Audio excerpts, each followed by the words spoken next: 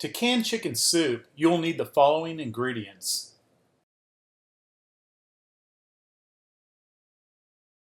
Begin by making chicken stock.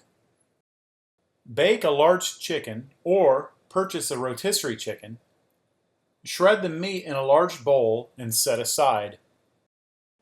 Next, take the bones and add them to a large pot on the stove. Add in any desired vegetables to the pot. I like to throw in chopped onions, a couple of ribs of celery, and 1 or 2 packages of onion soup mix.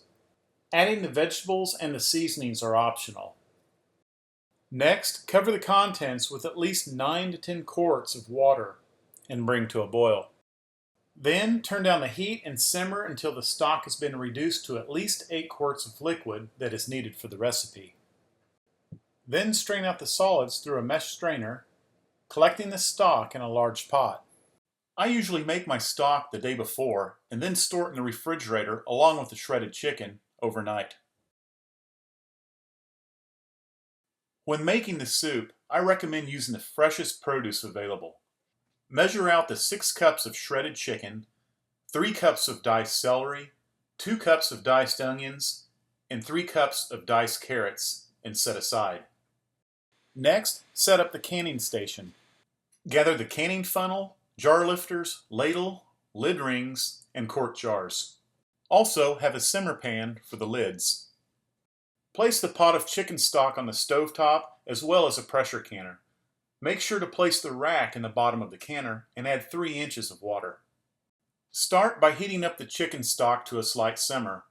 Add the vegetables and chicken and stir in well. Now return the cover and bring the contents to a boil. Once you hit boiling point, reduce the heat to a simmer.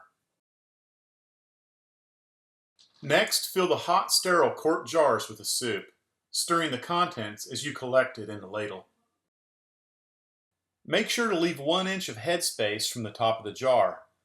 Then wipe the rim, add a hot lid from the simmering pan, and secure a ring. Make sure you do not over-tighten the ring.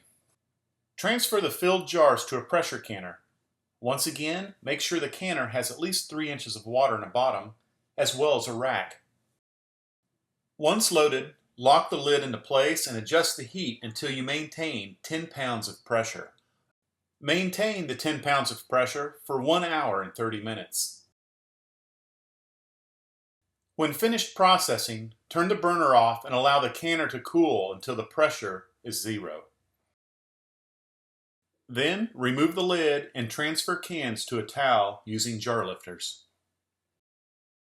Allow the jars to cool for at least 12 hours before storing. And of course, make sure the lids have been pulled down for proper sealing before eating.